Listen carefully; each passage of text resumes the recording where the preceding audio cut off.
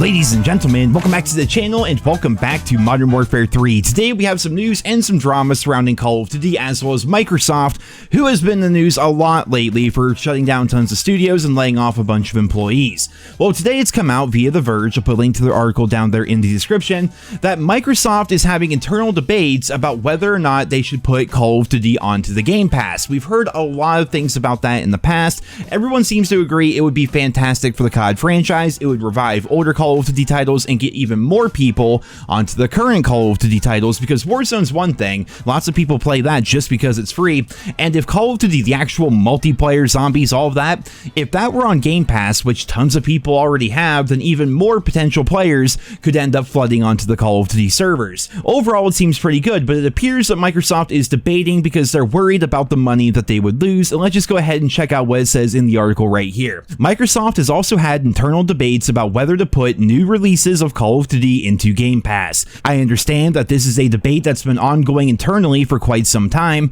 with concerns from some that the revenue that Call of Duty typically generates for Activision Blizzard would be undermined by Game Pass. I'm told that Microsoft has also considered increasing the price of Game Pass Ultimate again. These are only considerations, so a final decision could mean we still see a future Call of Duty release appear in most versions of Game Pass. The debate internally reflects the fact that Microsoft's Xbox strategy has shifted from just delivering its games exclusively into Game Pass into considering bringing more Xbox games to multiple platforms. So there's many ways that we can interpret this and dissect this here, right? So thinking about Game Pass itself, Xbox Game Pass Ultimate is $17 a month. I think it's $10 a month if you want to play it on PC, but for all intents and purposes, COD traditionally is more of a console game. I personally play on PC, and I'm sure many of you guys do as well, but I still feel like the vast majority of people play on console. $17 a month, and if they were to put new COD titles on there, that is a ridiculous amount of money throughout the course of a year. If you're subbed to Game Pass for an entire year, Game Pass Ultimate's like $204. I think the reason why Microsoft is debating this is because right now so many people are already subscribed to Game Pass,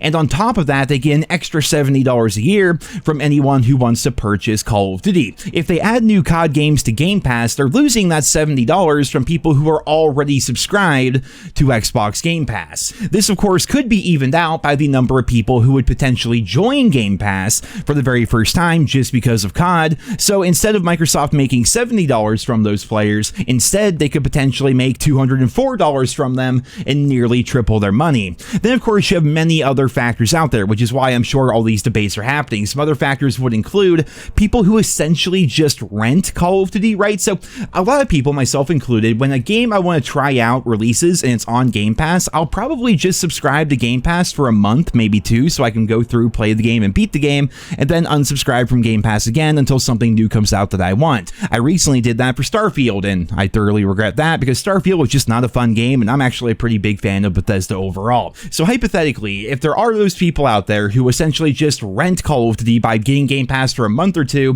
that means that for Microsoft and Activision, instead of getting $70 for the game, they're only getting like $10 or $17 or whatever, depending on how long they stay subscribed to Game Pass. Even then though, all it would take if the game is good, it only takes like 4 or 5 months for them to turn a profit on those people who got Game Pass solely so they could try out the new Call of Duty title. I think that we all know by this point that COD has been double dipping for years, but it keeps on working, right? Like they're a full priced $70 game that has the microtransaction model of a free to play game. They have everything from battle passes to countless $20 to $30 bundles, the recent $80 melee weapon, the recent $100 weapon camo. They monetize the holy hell out of the game. So in my opinion, I still feel like Game Pass is a good thing overall because more people potentially are going to be playing the game, and when there's more people playing, that means more people potentially buying microtransactions and battle passes and things like that. So overall, to me, it still feels like it would be a benefit for Activision and Microsoft and the player base,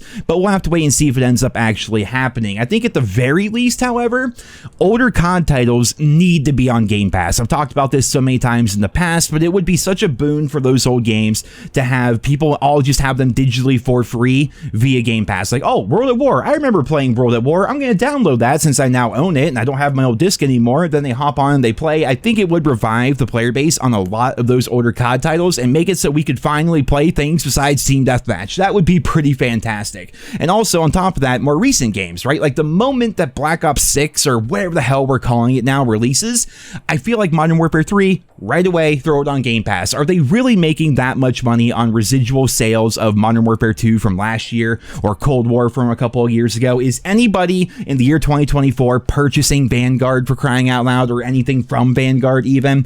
Those things should all be on the Game Pass to incentivize more people to get into the Game Pass. And once they have that core number of COD fans on Game Pass, they're making way more from that subscription than they are a one-time $70 purchase. It just makes so much sense in my mind. Again, they feel like they can double dip just like they do by charging $70 and then having a free-to-play business model in terms of the store. They want to double dip and get people to sub to Game Pass for years at a time while also spending money on COD. But I really feel like if they just bite the bullet and get rid of that $70 entry fee and just let people with Game Pass just play new CODs, then ultimately more people are going to be there, and it's going to be better for the community, the developers, and the publishers overall. But that's just my personal opinion. Let me know what you guys think down there in the comments. Of course, we don't really know too much as of right now about what they're going to be doing. We did get information from Tom Henderson a little while ago that in June, they're going to be revealing a lot of things about Black Ops 6, as well as their plans for a Call of Duty on the Game Pass. So we're going to have to wait and see. We're a couple of months away, but right now, Microsoft is still debating internally about what they should do, and I'm interested to hear what you guys think down there in the comments. But guys, that's all for this video here today. Thank you all so much for listening, and I hope you guys all have a wonderful day.